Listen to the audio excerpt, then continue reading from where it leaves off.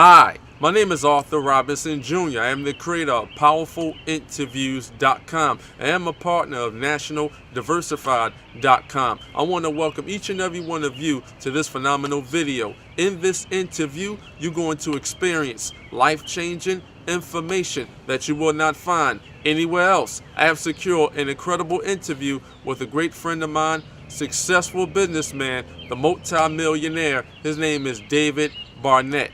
David Barnett specializes in helping other entrepreneurs to buy and sell businesses. David Barnett is the best-selling author of his phenomenal book, which is called 12 Things to Do Before You Sell Your Business. So in this interview, you're going to hear exclusively how David Barnett, he breaks down layman's terms, how he helped successful entrepreneurs and business owners to sell their businesses, which that has been over 36 profitable businesses. Also in this interview, David Barnett, he breaks down layman's terms about how he helps entrepreneurs and business owners read P&L sheets. And for those that don't know what P&L sheets means, that means profits and losses in your business.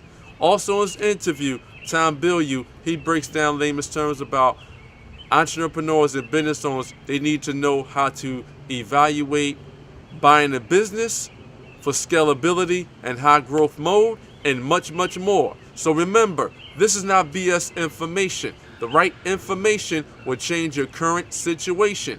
Wealthy people, they take advice from other wealthy people, and unfortunately, broke people, they take advice from broke people. So right about now, go get your pen and your pad, sit back and relax, and write down some notes in this interview that I'm going to reveal to each and every one of you with my great friend, successful businessman. He specializes in helping entrepreneurs to buy and sell businesses. He is the multi-millionaire. His name is David Barnett. This interview, it will change your life. And don't forget to subscribe to my YouTube channel and turn your notifications on. That way you'll be well informed when I publish more underground, informative audio interviews. So, check it out. Without further ado, I'd like to welcome the one, the only, the powerful David Barnett to the show. Hey, Arthur, how you doing today? Thanks for having me on. Well, I'm doing great. It's getting better each and every single day. How you doing? I'm doing really well. I'm ready to talk business. What do you want to talk about today? Well, I want to talk about buying and selling profitable businesses, and I know my audience is going to love the value that you're going to convey to them on the show today. Okay. To everyone that is listening, I highly recommend go and get your pen and your pad right now. My great friend David Barnett is going to break down layman's terms about the power of buying and selling profitable businesses. Is that correct, David? Yeah. Let's break it down. Now, what I'd like to know, and can you explain to the listeners in layman's terms, who is the phenomenal David Barnett? How long you been in your powerful industry, and what is your expertise? Yeah, sure. I guess it started when I was a kid, right? Some people are interested in business. I always had my fingers in anything I could get them into as far as childhood businesses growing up, figuring out ways that I could buy and sell stuff and make money. And then I went, to business school, as you said, thinking that getting a business degree would turn me into a businessman. But that's not what they teach at business school. At business school, they teach you how to be a little cog in a big wheel, because they churn out people that are going to work for these big enterprises at business school. But I did learn a couple of really interesting things there that have allowed me to excel and be successful in the world of small business.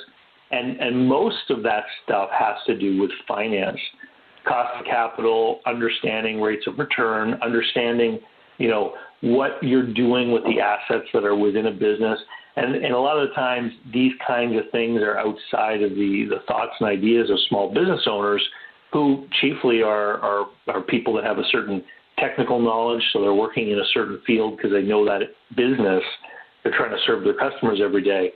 And they may lose sight of making sure they're making the right decisions as they move forward with growing their business, and making sure that they get an adequate rate of return on the investments they've made in their business. And this shows up at the end of the day when someone wants to sell a business. So, I'll give you a quick example, Arthur. I was talking with a guy who owns a dry cleaning business in a small town, and his business earns him between $50,000 and $60,000 every year, and he works hard at it. And in his mind, he's got a good little business. He's making a good living for himself. When I spoke with him, I looked at his financial statements. I was looking at his P&L, and I realized that there was no expense on the P&L for rent. And I asked him about it, and he said, well, yeah. He said, I own the building, so there is no rent. I inherited this business from my dad. And then I, asked him about the building. I said, if you didn't own the building, what would you be paying in rent? And he told me that it would probably be about $25,000 a year. So here's the thing that's going on in his business. His business, his company, his LLC, is actually in two different businesses. It's in the dry cleaning business, and it's in the commercial property business. Okay, even though he is his only tenant, he's still in the commercial property business.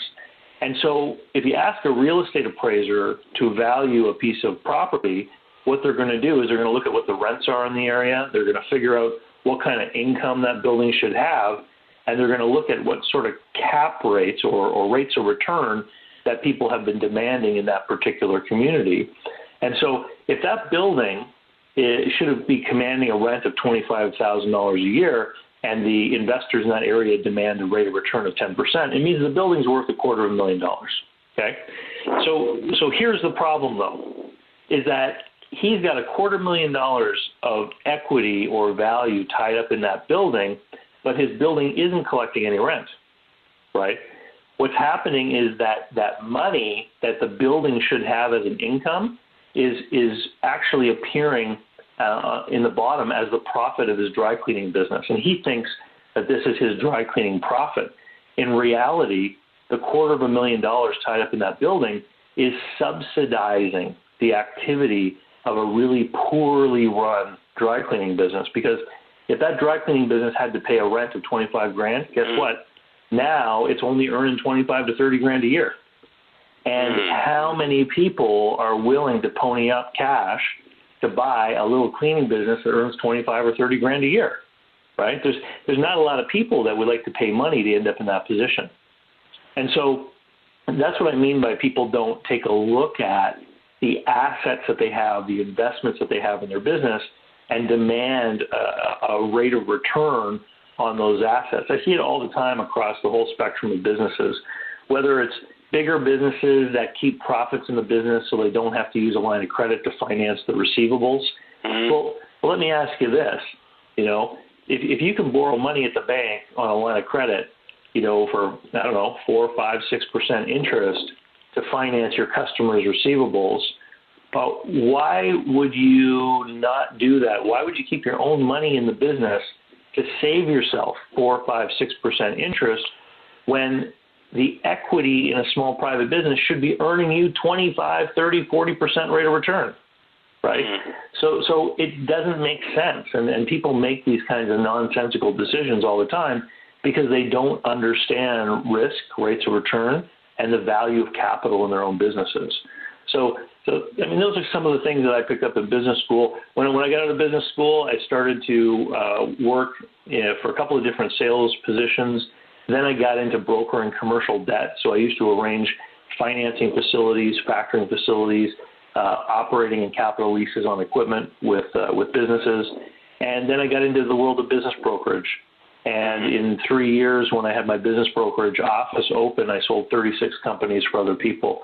And since then, I now operate as a private transaction advisor. So I'm not a broker anymore. I act as a consultant, and I help people go through the process of buying and selling businesses on their own.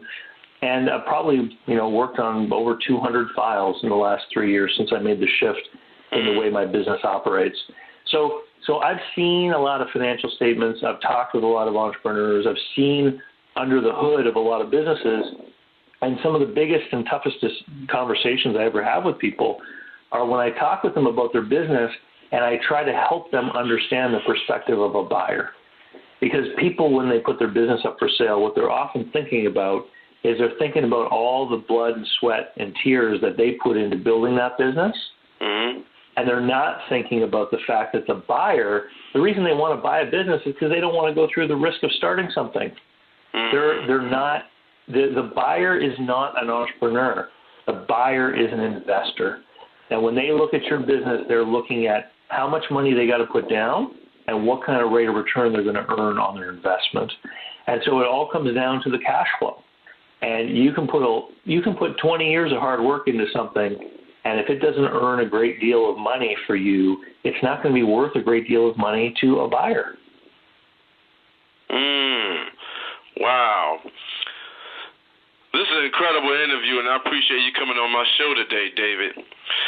Now, you was breaking down layman's terms about profitable businesses, and I know that when you have a profitable business, you can have assets and cash flow, and you can leverage those assets and cash flow to basically roll that up to buy other businesses. And then you also mentioned about cap rates. Now, capitalization rates, that's just a formula for yielding money. So the lower the cap rate is, the higher the purchase price is going to be if you're buying a commercial building. But the higher the purchase price is, the lower the cap rate will be. Yeah, that's right. And cap rates are a methodology that they use in the commercial real estate world, looking at investment properties. The inverse of that formula is a multiplier. So if someone's looking for a 10 cap rate, a 10% rate of return, you can say that in another way by saying someone needs 10 times the earnings, right? Mm-hmm. And so in the world of business transactions, we often talk about the multiple rather than the cap rate.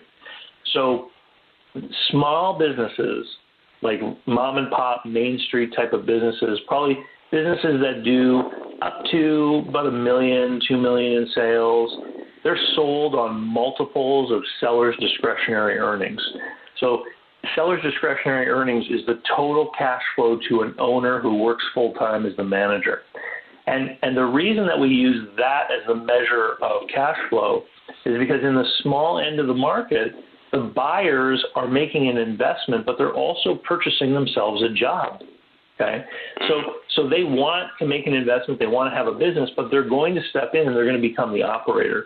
And so their mentality is, if I invest my money and I borrow money at the bank and I buy this business and I put all of my labor into this as well, how much money will I get?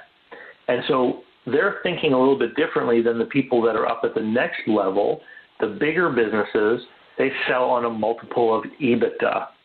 Now, EBITDA is your earnings before interest, taxes, depreciation, and amortization. So it's not the true cash flow. It's the earnings before management starts to fiddle with the things that they're able to fiddle with to manipulate things for tax purposes. Okay? And I'm not talking about anything illegal. Businesses often have decisions to make about if they're going to elect to accelerate depreciation, or if they're going to elect to pay out bonuses, then their net income will be lower and their tax will be affected. So we look at the cash flow before those decisions are made. And what is already paid for in that EBITDA figure is the management. So in your bigger companies, we want to look at the cash flow after the manager is paid, because oftentimes when these businesses change hands, the managers stay, right? So if you think about a big business in your community, like a big hardware store, the owner of the hardware store may not be the manager. And if the hardware store changed hands, the manager likely is going to stick around, right? So those bigger businesses, we look at the business as a functioning thing that's already got all of the pieces it needs in order to run, including the direction at the top, the leadership of the business. And so here's the thing that is often not part of the mainstream conversation about businesses. We always see and hear in the media about these guys in Silicon Valley, or these guys who create these crazy startup businesses, and they sell for millions and millions of dollars, and they don't even have any sales or earnings.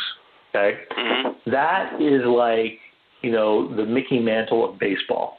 You are experiencing a life-changing, powerful interview, and you are hearing it first from Arthur Robinson Jr.'s PowerfulInterviews.com.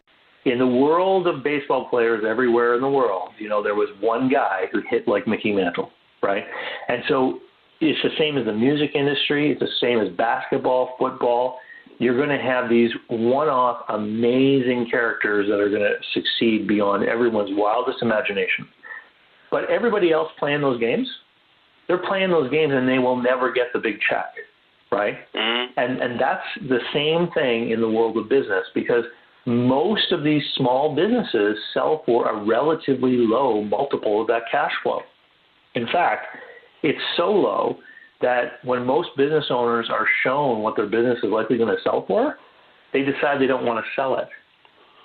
Because, quite frankly, what they'll say is, geez, if I just hang on to the business for a couple more years, I'll get the same money anyway, and I'll still own the business. And so the reality is that most profitable small businesses are never sold because somebody wants to cash out. They're sold because some personal issue has come up in the life of the owner, forcing them to move on to the next chapter of their life. So we're talking now about burnout and fatigue, divorce, poor health, the need to relocate, or, someone actually gets to an age where they really do have to slow down and retire. And that's when the business will go up for sale, because they're not able, or they don't want to run it anymore. Wow. So for active investors that are in the market of buying profitable businesses, active investors, they don't buy businesses because it has assets. They buy businesses because it has earnings. Yeah, exactly. And people who are out there, you talk about the pigs and the pegs, the private investment groups and the private equity groups. Mm-hmm. They have a business model which works something like this. They'll go out there and they'll find good, profitable businesses, and sometimes they'll buy the whole business, and sometimes they'll buy part of the business if they want to keep the current owner involved, right? Mm-hmm. And what they'll do is they'll find a business and they'll call it a platform. So let's say you looked at a good-sized city with a couple million people, and you found a really great car wash, okay? And you bought that business.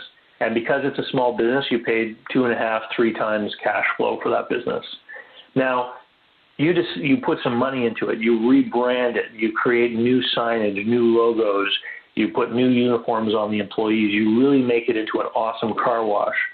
And then you start buying other car washes in the same metro area, and you start rebranding them. And what you're doing is you're building up a business that's focused on one industry, and you're growing your footprint, you're growing your sales as you grow your locations, but you do it all within the area, say, of the radio broadcaster. So now you start to get efficiencies of scale, because now you're running radio ads promoting 5, 6, 10 locations instead of trying to run a radio ad to promote one location, right? And so as the business gets bigger and as the earnings get bigger and the profit gets bigger, what starts to happen is the multipliers change. So you might be buying those car washes at 2.5, 3 times cash flow, but once you've got 15 of them together, now you're talking about a business that might sell for 5 times cash flow. When you start getting up into 6, 7 times cash flow, you're starting to talk about companies that are actually being listed on a junior stock exchange. And what makes the big difference between a good-sized private corporation and someone who's listed on the stock exchange is liquidity. Because once you got your stock on the stock exchange, then people can buy and sell whenever they want. And it removes the biggest hurdle to capital in the world of small business is the inefficiency of liquidity. You can buy a business tomorrow, and if you decide you don't like it, it could take you 2.5 years to sell it again. And so businesses are very illiquid. It's hard to convert them back and forth into cash, and get what they're worth. And so many of these small businesses out there, Arthur, they're providing a living to the person who owns them, but there's no real profit beyond what that person's worth anyway. If they were going to go out, I see this all the time in the trades, where someone's got a little plumbing company, maybe they have 3 or 4 service vans, and at the end of the day, when everything's done, they might earn $100,000. Well, if they got hired by a great big plumbing company to be a manager of several service groups, they'd probably be earning that kind of money anyway, right? Mm-hmm. And so there's no real profit beyond the value of their own labor. And so, there's not really much there of interest to an investor. There might be something there of interest to a plumber who wants to own his own business. Another plumber might say, hey, I want to step into that guy's shoes because he's got a good thing going. And that's why they sell for such low multiples. Wow. Well, that is absolutely true, what you said in regards to buying businesses.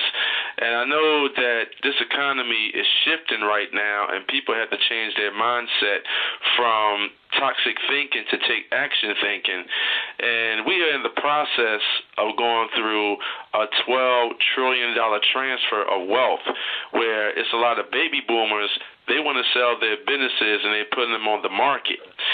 From your own experience, David, with your clients, have you come across or experienced a lot of baby boomers where they actually want to sell their businesses, and they basically want to sell their businesses just to get out and just want to enjoy life and just travel the world? In my experience, people sell their businesses at 2 key points in their life, unless they're suffering from one of those personal disasters that I mentioned earlier.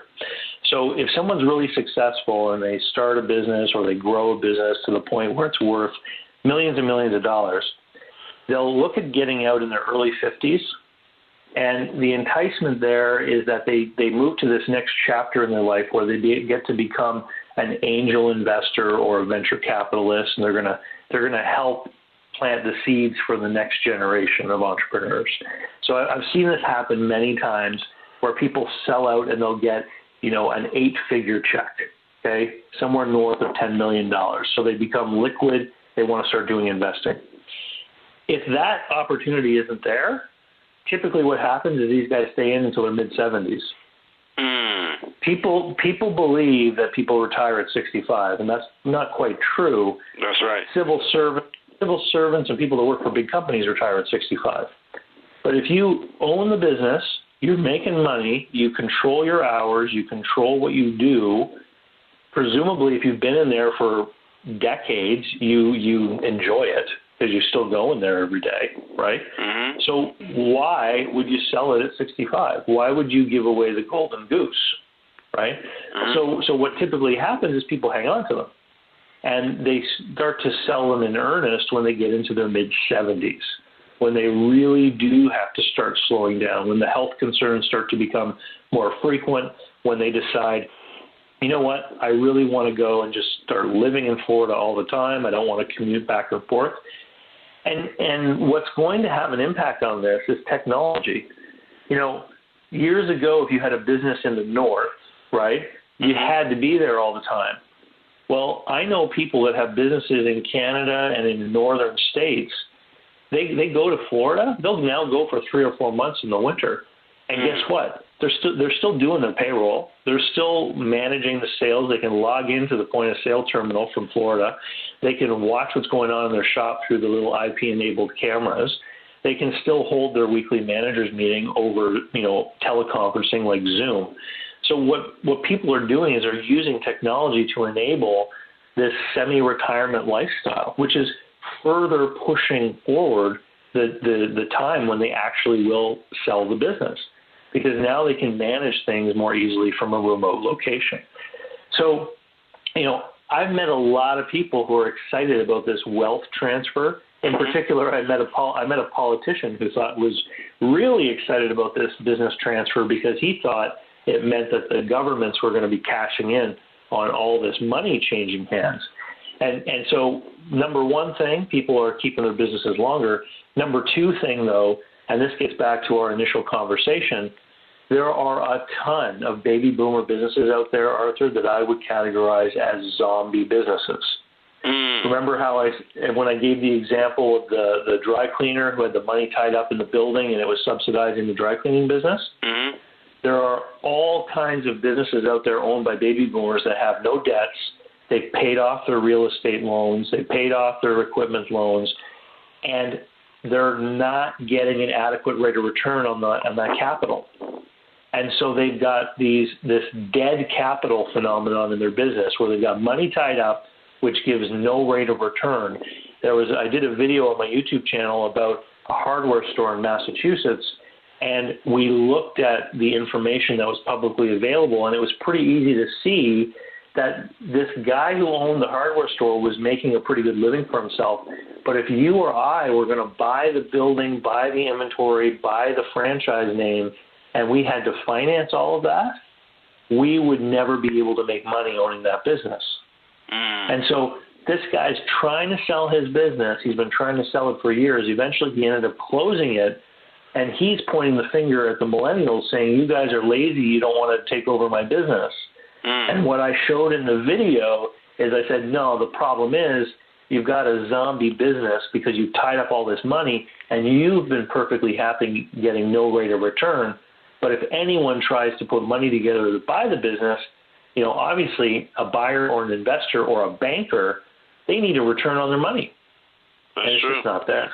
You are experiencing a life-changing, powerful interview, and you are hearing it first from Arthur Robinson Jr.'s PowerfulInterviews.com. Now, I know people that are very successful in the private equity industry. Their main goal is to make a lot of money for them and their investors. And private equity investors, they can own many franchises, they can own a lot of manufacturing plants, et cetera, in their asset portfolio. And basically they make a lot of money on management fees and performance fees. And my great friend Henry Kravitz, he basically started out with bootstrapping businesses with LBOs, leveraged buyouts. And him and his team, they only look at to buy profitable businesses that are in the billions. From your own experience, David, when you are in the process of buying a business, do you buy a business for strictly scalability and high growth mode, or do you look to buy a business that has a strong book of business? Well, so I work with my clients, and they're the ones who buy and sell the businesses. And the reason why I don't necessarily go out and buy some of the businesses within the space that I work in, because I really do confine myself to the Main Street business marketplace. And so when you get up into the types of numbers that you're talking about, businesses with millions of, $10, $20 million in sales, that is a different field because management and ownership can be separate. In the world of small businesses, management and ownership are rarely separate. It's usually always the same people. So if you're going to buy a business, often management walks out the door with their check, right? And so what I've observed is just how risky these businesses are. The reason why they're selling for 2.5 times earnings is because the buyer says, wow, this is a risky business I'm getting into. I'm pretty certain things can carry on the way they have been for the next 2 to 3 years, but I have got no idea what might happen in 5 years' time. Like, let's do a little thought experiment. If you were going to buy a local tire shop in your neighborhood, right, you know the people in your neighborhood need tires, right? And you know that there's competitors. People could go to Walmart if they wanted or what have you, but there are people that are going to shop locally, and you can be competitive. So you're going to sell tires in the neighborhood. Are people in 2 years' time going to need tires? Sure they will. In 5 years? Of course. How about in 10 years? Yeah, people will still need tires. But let me ask you this, Arthur. Will people necessarily be buying their tires near where they live once cars are driving themselves? Right? So there's changes coming that can so radically affect something as simple as a local tire shop. right? If cars are driving themselves and I go into work every day for 8 hours a day, I mean, really, I could send my car to a tire shop anywhere within a 4-hour driving radius. And my car could go there, get new tires, and come back and pick me up from work at the end of the day, right? Mm-hmm. And so there could be radical changes coming to something as simple as the tire shop. And so that's why nobody is going to be willing to pay someone, 10 times earnings on a local tire shop. Because basically what you're saying is that you have to guarantee yourself that it's going to be the same business in 10 years' time as it is today. It's far easier to make that kind of investment decision about an apartment building because we're talking about a tangible thing, right? It's got a structure to it. It has materials properly maintained. A building will last 100 years. But a business is so much more fragile than that because a business is not a thing. It's not a building. It's not assets. It's not inventory. A business is a system for using assets to create a cash flow. And systems are fragile and they need to be directed by a controlling mind. And so if the mind is not sound, so if a business gets a new owner who is not capable, then the system will fall apart. And if some other action happens outside of the system to affect how the system operates, then the system can fall down again. For example, if cars start driving themselves. So this is what makes things so risky. And so I would not necessarily go out and buy, a small business and then have somebody else run it just because I've seen people try to do it. And when you are going to try to do it, you have to look at the examples of the bigger enterprises. So something as simple as a convenience store. There's a big company out of Canada that owns all the Circle K's all across the United States. Okay, so they're in the convenience store business, but look at how they're organized. They have, purchasing is done centrally, human resources is done centrally, so they have great expertise in those areas. They've got logistics, which is managed centrally. They have store managers, but the store managers are responsible for a whole bunch of different systems, right? Reports, things that they have to file and send into head office so that they can be managed from afar. If you and I bought 2 convenience stores, would you and I have all of those systems in place to manage them from afar? Probably not. We would have to try to develop it. So even though a big company can run many businesses from afar, it doesn't necessarily mean that you and I can, because that in itself is a whole different skill set. Wow. That is absolutely true, what you just said, that basically a profitable business is basically a system. For example, look at Uber. Uber don't own no inventory, but they leverage off of other people's inventory by they owning their own cars. They have their own insurances, and the only thing they control is the data. But Uber is a multi-billion-dollar business, so they basically disrupted the game by a disruptive business model by changing the game where the other cab companies are basically, fading away. And then Uber and Lyft, they're kind of competing with one another. But right about now, in regards to generating cash flow for building a profitable business, you don't even have to basically own inventory. You can just own data. But data is considered intellectual property. Yeah. Well, it all comes down to defining what exactly your business is and where you're going to exist in the value chain. So you look at the old school taxi companies. I mean, they come from an era where either the cabs had to be on the street and you hailed them, like in a place like New York City, or you had to telephone and call a cab. And so nobody's going to make a long distance phone call to hail a cab. Right?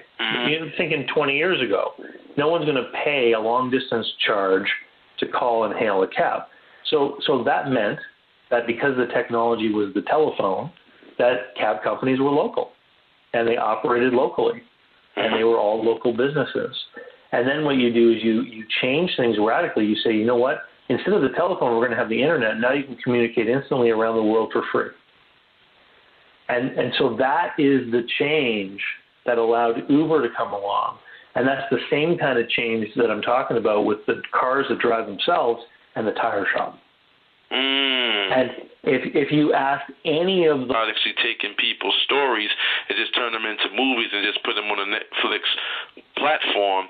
And Mark Cuban, the owner of the Dallas Mavericks, he is a major shareholder in Netflix.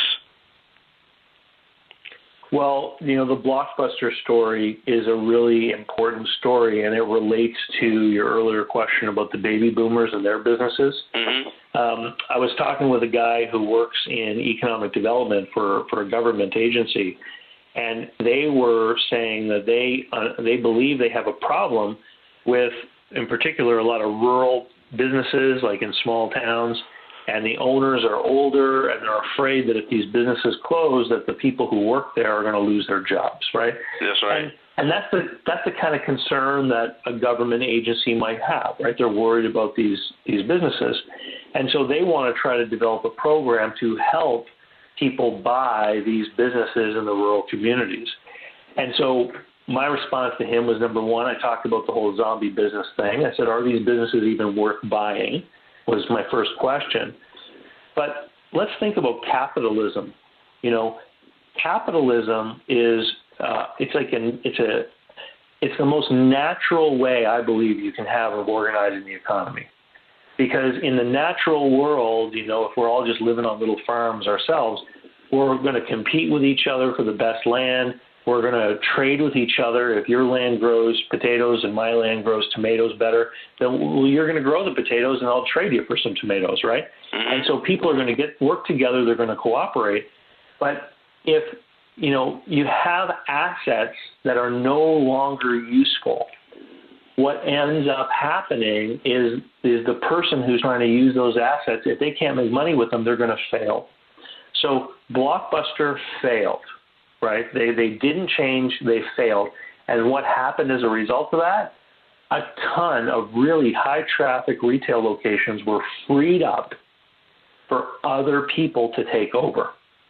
So in my hometown, there's an old Blockbuster location that's now a restaurant. There's another one that's now a furniture store, right? That's right. And so these locations were freed up for the next innovative entrepreneur to take over.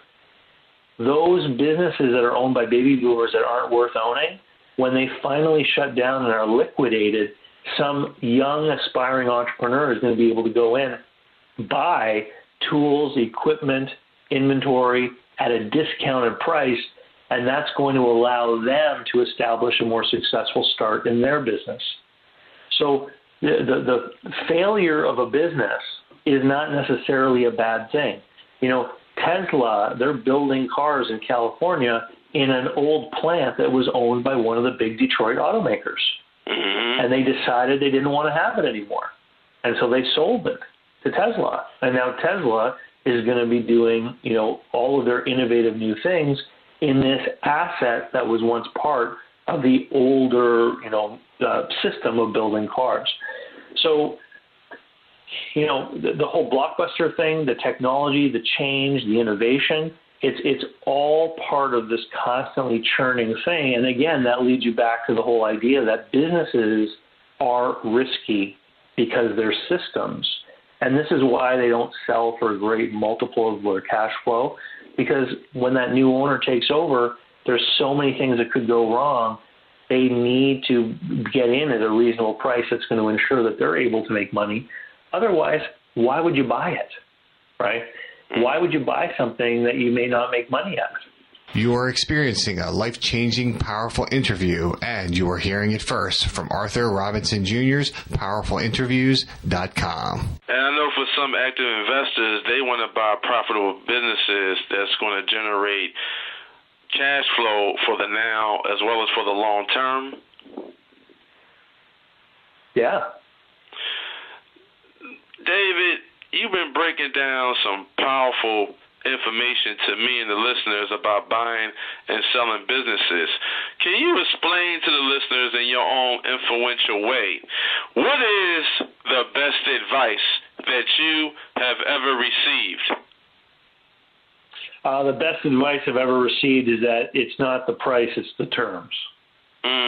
So what most people don't realize is that when businesses are bought and sold, it is very difficult to put together the money to do a deal. And so most businesses are not bought on what we call cash terms. So you might hear someone, over at the golf course saying, I just sold my business for $1 million. And people just go, wow, he sold it for $1 million. But nobody ever asks, oh, yeah, what were the terms? How much did you get down? How much is earn-out over the next so many years? How big a seller finance note did you end up holding? Because when most businesses are sold, you can't get the last penny financed because businesses are so risky. And so I've actually had situations where sellers have, wanted these prices that didn't make sense, but in order to satisfy either their vanity or their ego, we've figured out ways for them to get that price, just not on cash terms. So I've ended up with people holding notes over 10 years. So they sold the business, but they got paid over 10 years.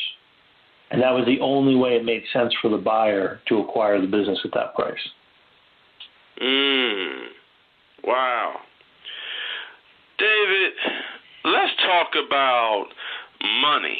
Now, I know money is not value. Money is just a facilitator to do transactions. Can you explain to the audience, how would you define money?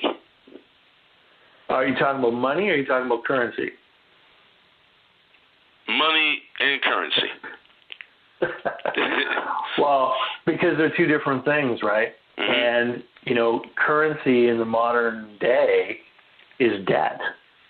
And it's the central bank's debt that gets circulated. And of course, the commercial banking system and the central banks, they keep creating more of it. So it's worth less and less every day. And that's why you got to get your currency into some kind of asset that's going to beat inflation. And that's the race we're all against. When people, talk about inflation, they talk about it in terms of prices going up. But really, it's the value of the currency that's going down. And nobody ever asks the question, what happened to my purchasing power? Where did it go? And the answer to that is that it went into the hands of the people who printed up the newest notes. And that's the bankers and the government. Money, as opposed to currency, money has some sort of intrinsic durable value. And so, for the United States, money and currency were the same thing up until the dollar went off the gold standard.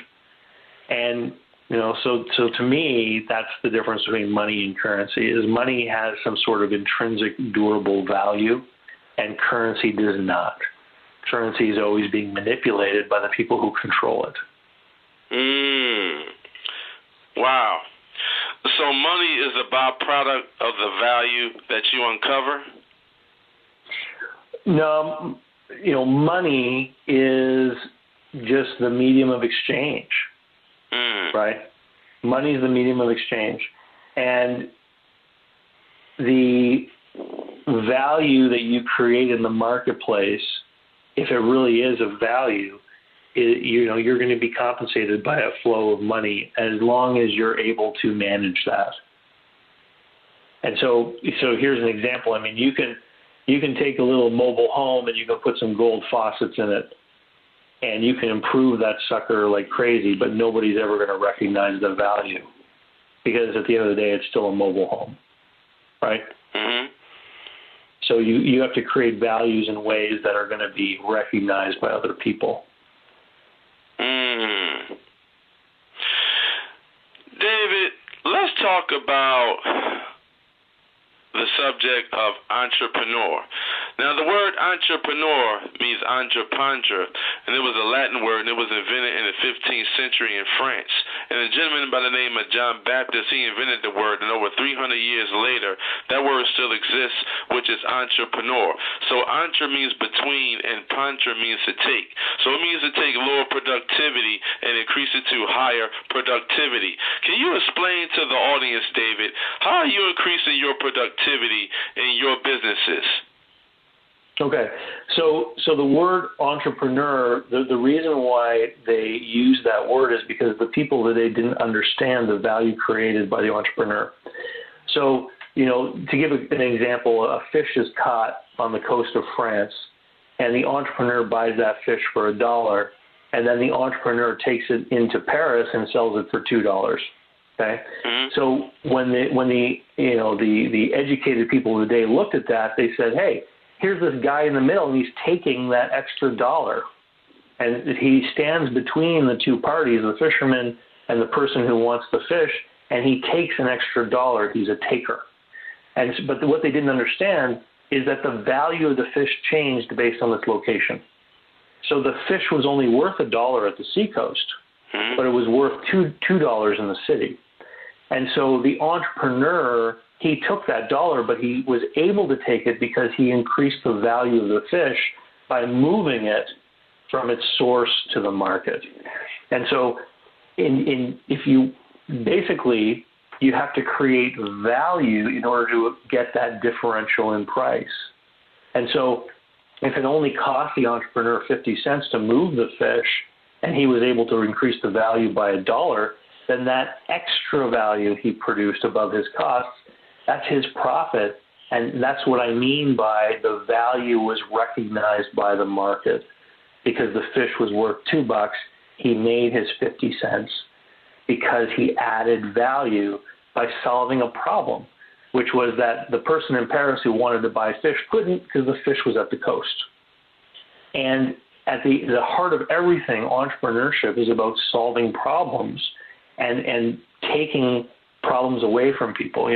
My father-in-law, he has an auto repair business, and people walk in there all the time. They got some kind of problem with their car. There's a noise, there's a squeak, there's a squeal, and they go to him because they want to give him money to make their car problem go away.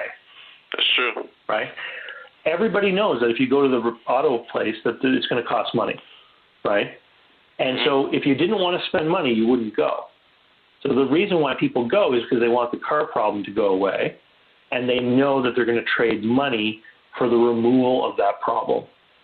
And so that just very simple example exists everywhere. And so if my father-in-law is able to charge somebody $1,000 to make their transmission problem go away, and that person agrees that they would rather have $1,000 less in their bank account than have a car with a transmission problem, then that person gets value for their $1,000.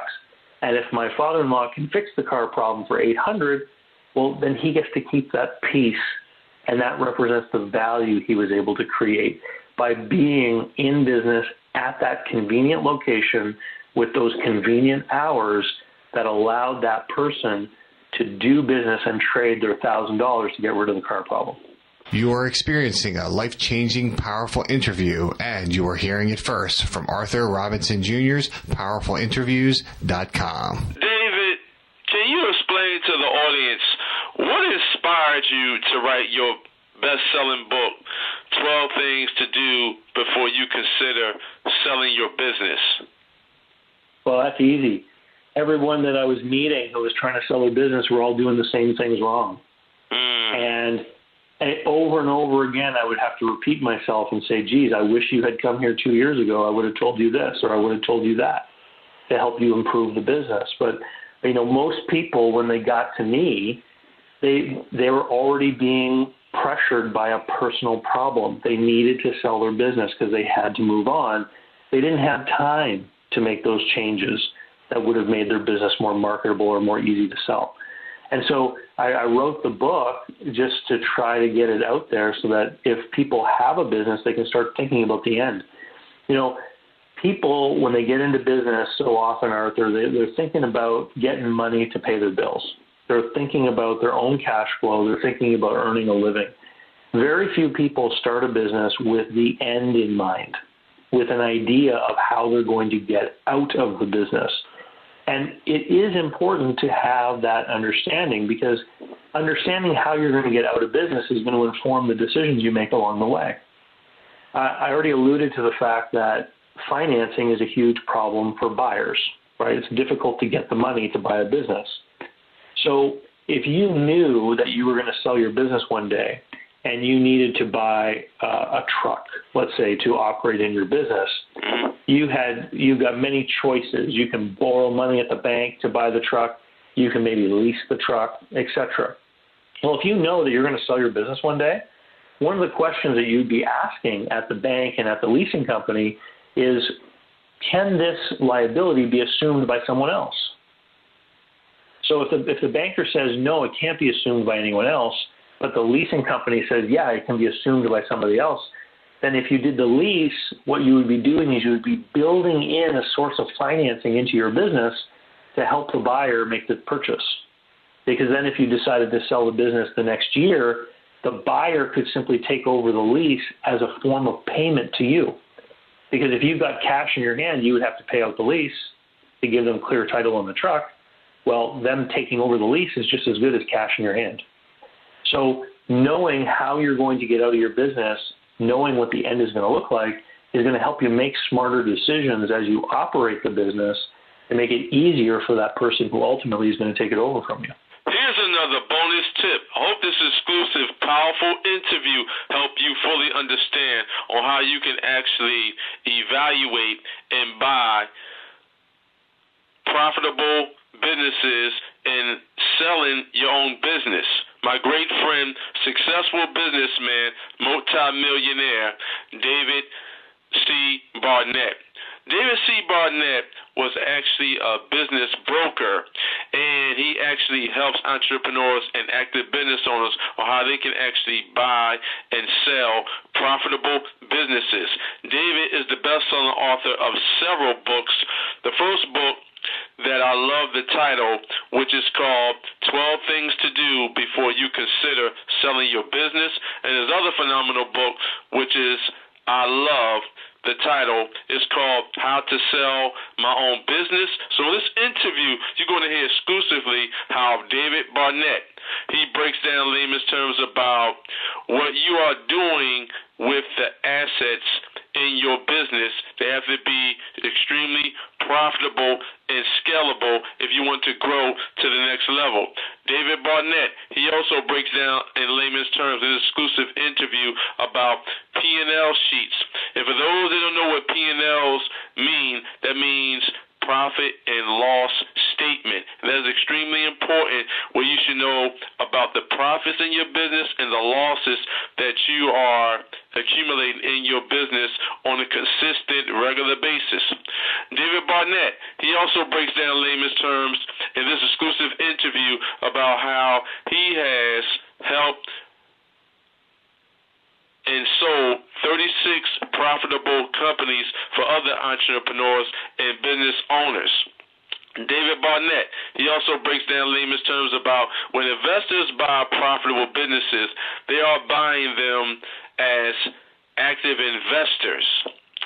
David Barnett, he also breaks down layman's terms about investors, when they buy profitable businesses, they're buying businesses not because they have assets. They're buying those profitable businesses because they have earnings and much, much more.